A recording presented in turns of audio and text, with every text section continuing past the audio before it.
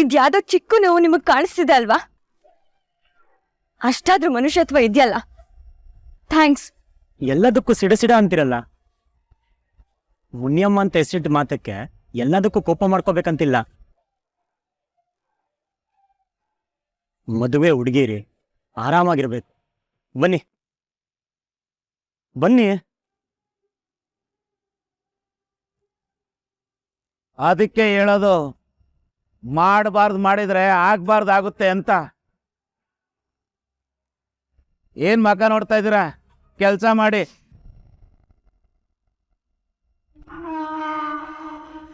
ಕೆಂಪಮ್ಮನವ್ರೆ, ಬಾಯಿ ಮುಚ್ಕೊಳ್ಳಿ, ನೊಣ ಹೋಗ್ಬಿಟ್ಟದು.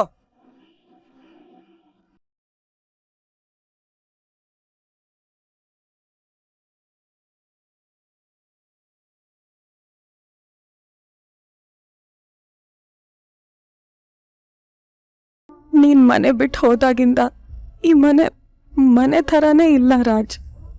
ಬರೀ ಅಶಾಂತಿ, ಅನುಮಾನ, ಮುಂದೆ ಏನಾಗುತ್ತೋ ಅನ್ನೋ ಭಯ. ಅದೆಲ್ಲದಕ್ಕಿಂತ ನೀನ್ ಹೇಗಿದ್ಯೋ ಅನ್ನೋ ಚಿಂತೆ.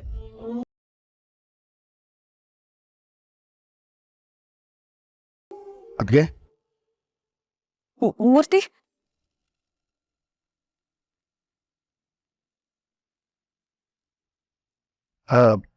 ಏನೋ ಬರಕ್ಕೆ ಹೇಳಿದ್ರಿ? ಕ್ಷಮಿಸಿ ಮೂರ್ತಿ, ನೆನ್ನೆ ನಾನು ನಿಮ್ಮ ಜೊತೆ ಹಾಗೆ ನಡ್ಕೋಬಾರ್ದಾಗಿತ್ತು. ಅದು ನೀವು ಅಮ್ಮು ಮೇಲೆ ಡೌಟ್ ಪಟ್ರಲ್ಲ, ಹಾಗಾಗಿ ನಾನು ತಾಳ್ಮೆ ಕಳ್ಕೊಂಡೆ. ಪರವಾಗಿಲ್ಲ ಅತ್ತಿಗೆ, ನಾನೇನು ಅದನ್ನ ಮನ್ಸಿಗೆ ಹಚ್ಕೊಂಡಿಲ್ಲ. ನೀವೇ ಹೇಳಿದ್ರಲ್ಲ, ನಾನು ಈ ಮನೆಯವರಲ್ಲಿ ಒಬ್ಬ ಅಂತ. ಮನೆ ಅಂದಮೇಲೆ ಒಂದು ಮಾತು ಆಚೆ ಈಚೆ ಬರುತ್ತೆ, ಅದನ್ನೆಲ್ಲ ತುಂಬ ನೆನ್ಪಿಟ್ಕೊಳಕ್ ಹೋಗ್ಬಾರ್ದು. ಹಾಗಲ್ಲ ಮೂರ್ತಿ, ನಮ್ಮವರು ನಿಮ್ಮೇಲೆ ತುಂಬಾ ನಂಬಿಕೆ ಇಟ್ಕೊಂಡಿದ್ದಾರೆ. ನಾನ್ ಮಧ್ಯ ಬಂದು ಹೀಗೆಲ್ಲ ಮಾತಾಡಬಾರ್ದಾಗಿತ್ತು. ಆದ್ರೆ ನನಗೆ ನಿಮ್ ಜೊತೆ ಇನ್ನೊಂದು ವಿಷಯ ಮಾತಾಡ್ಬೇಕಾಗಿತ್ತು. ನೀವೇನು ತಿಳ್ಕೊಳಲ್ಲ ಅಂದ್ರೆ ನಾನು ಕೇಳ್ಬೋದಾ? ಅಯ್ಯೋ ಕೇಳಿ ಅತ್ತಿಗೆ, ನನ್ನ ಹತ್ರ ಇಷ್ಟೊಂದು ಫಾರ್ಮಾಲಿಟೀಸ್ ಯಾವಾಗಿಂದ? ಫಾರ್ಮ್ಯಾಲಿಟಿ ಅಂತ ಅಲ್ಲ ಮೂರ್ತಿ, ನೆನ್ನೆ ತಾನೇ ನಾನು ನಿಮಗೆ ಬೇಜಾರಾಗೋ ಥರ ಮಾತಾಡ್ಬಿಟ್ಟಿದ್ದೀನಿ. ಇವತ್ತು ಹಾಗಾಗದ್ ಬೇಡ ಅಂತ ಅಷ್ಟೆ. ಹಾಗೆಲ್ಲ ಏನಿಲ್ಲ, ಕೇಳಿ. ನಮ್ಮ ಅಮ್ಮು ವಿಷಯದಲ್ಲಿ ಮಾತ್ರ ನೀವ್ ಯಾಕೆ ಹೀಗೆ? ಹೀಗೆ ಅಂದ್ರೆ? ಪದೇ ಪದೇ ನಿಮ್ಗೂ ಅಮ್ಮಗೂ ತಕರಾರು ನಡೀತಾನೆ ಇರುತ್ತೆ. ಅಮ್ಮಗ್ ನಾನ್ ಬುದ್ಧಿ ಹೇಳ್ತೀನಿ, ಆದ್ರೆ ನಿಮಗ್ ಯಾಕೆ ಅವಳ ಕಂಡ್ರೆ ಬೇಜಾರು? ಅದೇ ರಾಜ್ ವಿಷಯದಲ್ಲಿ ನೀವ್ ಯಾವತ್ತೂ ತಪ್ಪು ತಿಳ್ಕೊಂಡಿಲ್ಲ. ಅವನನ್ನ ನೀವು ನಿಮ್ ಮಗನ್ ಹಾಗೆ ನೋಡ್ಕೊಂಡಿದ್ದೀರಾ, ಆ ನಂಬಿಕೆ ನನಗಿದೆ. ನಿಮಗದ್ರಲ್ಲಿ ಡೌಟೇ ಬೇಡ. ಅವನ್ನ ನನ್ನ ಮಗನಿಗಿಂತ ಚೆನ್ನಾಗಿ ನೋಡ್ಕೊಂಡಿದ್ದೀನಿ, ನೋಡ್ಕೋತಾನೂ ಇದ್ದೀನಿ. ತುಂಬಾನೇ ಚೆನ್ನಾಗಿದ್ದಾನೆ, ನೀವು ಯೋಚನೆನೇ ಮಾಡಬೇಡಿ. ಇಲ್ಲ ಮೂರ್ತಿ, ನೀವ್ ರಾಜ್ನ ಹೇಗ್ ನೋಡ್ಕೋತೀರಾ ಅನ್ನೋದ್ರ ಬಗ್ಗೆ ನನಗ್ ಸ್ವಲ್ಪನೂ ಅನುಮಾನ ಇಲ್ಲ. ಅವನು ನನ್ನಿಂದ ದೂರ ಇದ್ದಾನಲ್ವಾ, ಅದಕ್ಕೆ ನನಗ್ ಬೇಜಾರು. ಪ್ರತಿ ಸತಿ ಇದೇ ಪ್ರಶ್ನೆ ಕೇಳ್ತಾಳೆ ಅಂತ ಅನ್ಕೋಬೇಡಿ.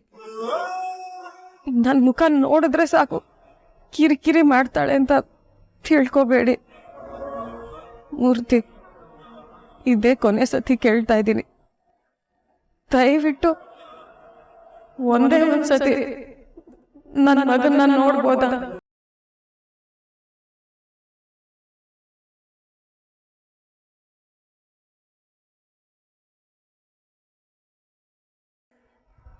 ಇವ್ರಿಗೆ ನಾನು ಏನು ಹೇಳಲ್ಲ, ಒಂದೇ ಒಂದ್ಸತಿ ನನ್ನ ಮಗನ್ನ ಕರ್ಸಿ ಮೂರ್ತಿ.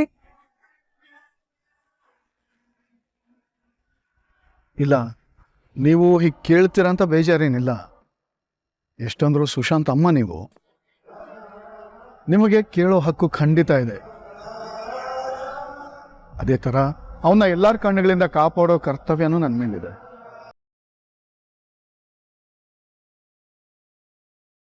ಅವ್ನು ಒಂದೇ ಒಂದು ಸರ್ತಿ ಕಾಣಿಸ್ಲಿ ಅಂತ ಪೊಲೀಸರು ಹದ್ದಿನ ಕಣ್ಣಾಗಿ ಕಾಯ್ತಾ ಇದ್ದಾರೆ. ಒಂದು ಸಣ್ಣ ಇನ್ಫಾರ್ಮೇಶನ್ಗೋಸ್ಕರ ಎಷ್ಟೆಲ್ಲ ಸರ್ಕಸ್ ಮಾಡ್ತಾ ಇದ್ದಾರೆ ಗೊತ್ತಾ? ಇಷ್ಟರ ಮಧ್ಯೆ ಸುಶಾಂತ್ನ ಭೇಟಿ ಮಾಡೋದು ಒಂದೇ, ನಾವೇ ನೇರವಾಗಿ ಪೊಲೀಸವ್ರಿಗೆ ಸುಶಾಂತ ಎಲ್ಲಿದ್ದಾನೆ ಅಂತ ಹೇಳೋದು ಒಂದೇ.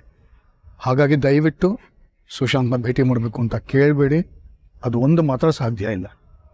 ಮೂರ್ತಿ ಮೂರ್ತಿ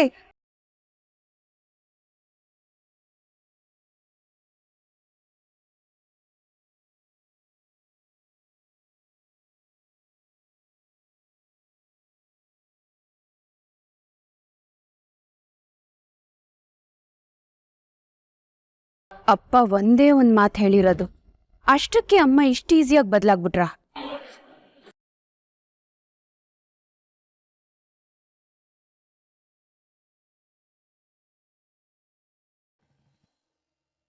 ನಮ್ ಮನೇಲಿ ನಡೀತಾ ಇರೋ ಮೊದಲನೇ ಮದ್ವೆ. ನಮ್ಮನಂತೂ ಸಕ್ಕತ್ತಾಗಿ ರೆಡಿ ಆಗ್ಬೇಕು, ಮೆಹಂದಿ ಹಾಕೋಬೇಕು, ಬಳೆ ತಗೋಬೇಕು, ಸಕ್ಕತ್ತಾಗಿರೋ ಸೀರೆ ಉಟ್ಕೋಬೇಕು. ಯಾವ ಸೀರೆ ಉಟ್ಕೊಂಡ್ಲಿ? ಮಿಸ್ ಆರಾಧ್ನ, ಇದ್ರಲ್ಲಿ ನಾನು ಯಾವ ಸೀರೆ ಉಟ್ಕೊಂಡ್ಲಿ? ಏ ಆರಾಧ್ನ, ನಿನ್ಗೆ ಕೇಳ್ತಾ ಇರೋದು. ನಿನ್ ಮದ್ವೆಗಂತೂ ನನಗೆ ಹೊಸ ಸೀರೆ ಕೊಡಿಸ್ಲಿಲ್ಲ, ಇರೋದ್ರಲ್ಲೇ ನಾನು ಉಟ್ಕೋಬೇಕು. ಇದ್ರಲ್ಲಿ ಯಾವ್ದು ಉಟ್ಕೊಂಡ್ಲಿ? ನೀನೇ ಹೇಳು. ಯಾವ್ದಾದ್ರು ಒಂದು ಹಾಕೊಳೆ. ಅವಳದೇ ಆಗಿದೆ, ನೀನ್ ಬೇರೆ ತಲೆ ತಿನ್ಬೇಡ. ಮದ್ವೆ ನಿಂದ ಅವಳ್ದ, ಸಂಭ್ರಮ ನೋಡು ಸಂಭ್ರಮ. ಏ ಹೋಗಮ್ಮ, ಒಟ್ಟಾರದಲ್ಲೆಲ್ಲ ನಿಮ್ಮ ಅಕ್ಕನ ಮದ್ವೆ ಆದ್ಮೇಲೆ ನೆಕ್ಸ್ಟ್ ನಂದೆ ಅಂತ ರೇಗಿಸ್ತಾ ಇದ್ರು ಗೊತ್ತಾ? ಅದಕ್ಕೆ ನಾನು ಬೇಗ ಮದ್ವೆ ಆಗಲ್ಲ ಅಂತ ಹೇಳ್ಬಿಟ್ಟೆ. ನಾನಿನ್ನು ಓದ್ಬೇಕು, ದೊಡ್ಡ ಆಫೀಸರ್ ಆಗ್ಬೇಕು. ಆಫೀಸರ್ ಆಗೋ ಮುಖನ ನಿಂದು, ಆಗ್ಲೇ ಮದ್ವೆ ಅಂತ ನಾಚ್ಕೊಳ್ತಾ ಇದೀಯಾ?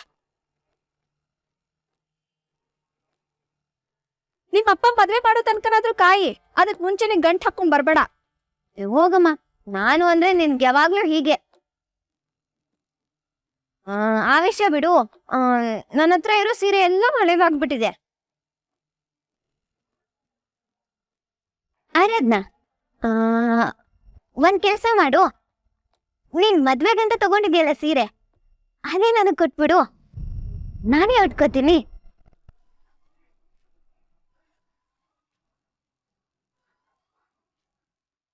ಏನ್ ಮಾತು ಅಂತ ಆಡ್ತಿದೀಯೆ?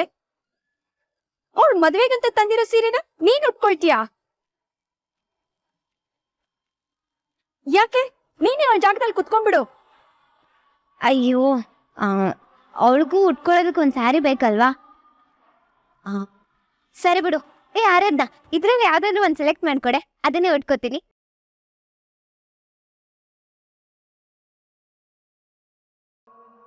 ಇದನ್ನೇ ಹಾಕು.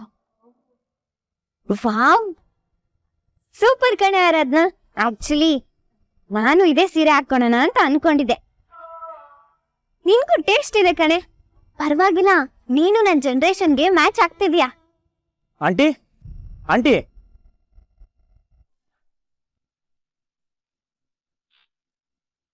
ಒಂದ್ ಮನೆ ಬೇಕಿತ್ತು. ಈ ಮದ್ವೆ ಗಂಡು ಹೆಣ್ಣು ಕುತ್ಕೋತಾರಲ್ಲ, ಆ ತರದೊಂದ್ ಮನೆ. ಅದಕ್ಕೆ ಸ್ವಲ್ಪ ಡೆಕೋರೇಟ್ ಮಾಡ್ಬೇಕಾಗಿತ್ತು.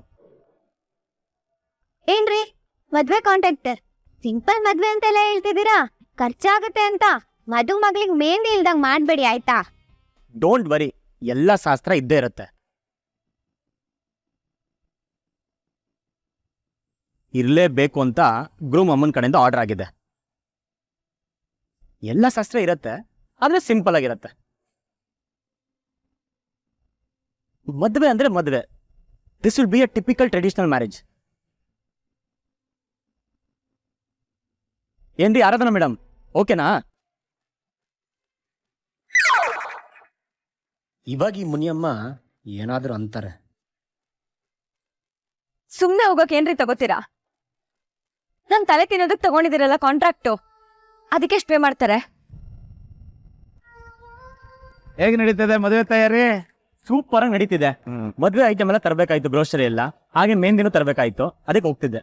ಈ ಮೆಹಂದಿ ಅಂದ ಕೂಡಲೇ ನೆನಪಾಯ್ತು ಸಿರಿ, ನಿಮ್ಮ ಅಕ್ಕಂಗೆ ನೀನೇ ಮೆಹಂದಿ ಹಾಕ್ಬಿಡು. ಆಮೇಲೆ ಈ ಮದುಮಗಳಿಗೆ ಮೆಹಂದಿ ಹಾಕ್ಸೋ ಯೋಗ್ಯತೆ ಇಲ್ಲ ಅಂತ ಜನ ಮಾತಾಡ್ಕೊಂಡ್ರೆ ಕಷ್ಟ ಅಲ್ವಾ? ಒಳ್ಳೆ ಐಡಿಯಾ ಮಹೇಶ್ ಸರ್, ಇವ್ರ ಕೈಲಿ ಹಾಕ್ಸ್ಬಿಡೋಣ. ರೀ ರಾಜು ಅವ್ರೆ, ಮೆಹಂದಿ ತಗೊಳ್ಳೋದಕ್ಕೆ ನಾನು ನಿಮ್ ಜೊತೆ ಬರ್ಲಾ? ನೀವ್ ಯಾಕ್ರಿ ಬರ್ತೀರಾ? ಮನೇಲಿ ಏನೋ ಕೆಲಸ ಇರುತ್ತೆ, ನೋಡ್ಕೊಂಡ್ ಮಾಡಿ. ನಾನು ಒಬ್ನೇ ಹೋಗ್ತೀನಿ. ಮಹೇಶ್ ಸರ್, ನಂಗೆ ಲೇಟ್ ಆಗ್ತಿದೆ ಹಾ. ಬರ್ತೀನಿ. ಆಯ್ತು ರಶ್ಮಿ, ಓಕೆ ಓಕೆ, ಬಾಯ್ ಬಾಯ್ ಬಾಯ್. ಬಾಯ್ ರಾಜು ಅವರೇ.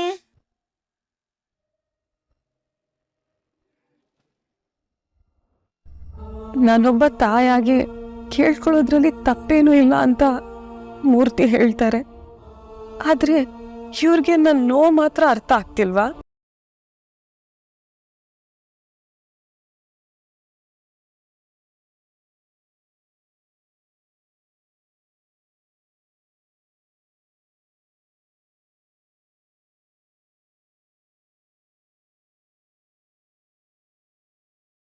ಅಮ್ಮ, ಅಪ್ಪ ತಲೆ ಮೇಲೆ ಕೂಡ್ಸ್ಕೊಂಡಿದ್ದಾರೆ ಅಂತ ನೀನು ಹೀಗಾಡ್ತಿರೋದು ನಂಗೊಂಚೂರು ಇಷ್ಟ ಆಗ್ತಿಲ್ಲ. ನೋಡೋದ್ಯಾ ಮೂರ್ತಿ ಅಂಕಲ್ನ? ನೀನೆಷ್ಟೇ ಕೇಳ್ಕೊಂಡ್ರು ಏನು ಹೇಳ್ದೆ ಹೋಗ್ತಿದ್ದಾರೆ.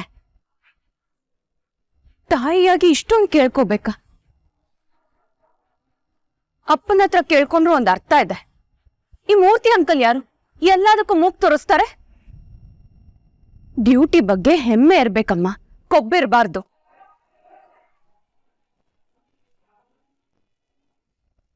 ಒಬ್ಬ ತಾಯಿ ಮನ್ಸಲ್ಲಿ ಎಷ್ಟು ನೋವಿದೆ ಅಂತ ನನಗೆ ಅರ್ಥ ಆಗುತ್ತೆ. ಆದರೆ ನಾನು ಏನು ಮಾಡಲಿ? ತಾಯಿ ಮಗನ ಒಂದು ಮಾಡೋಕ್ಕೆ ಸಾಧ್ಯನಾ? ಸ್ವಲ್ಪ ವೆಯ್ಟ್ ಮಾಡಿ ತಾಳ್ಮೆ ತಂದ್ಕೊಳ್ಳಿ ಅನ್ನೋದೆಲ್ಲ ಲಾಜಿಕ್ ಅಷ್ಟೇ. ಸಂಬಂಧ, ಪ್ರೀತಿ ಅನ್ನೋ ಎಮೋಷನ್ ಮಧ್ಯ ಲಾಜಿಕ್ ಎಲ್ಲಿ ವರ್ಕ್ ಆಗುತ್ತೆ? ಬಟ್ ನಾನು ಏನು ಮಾಡಲಿ?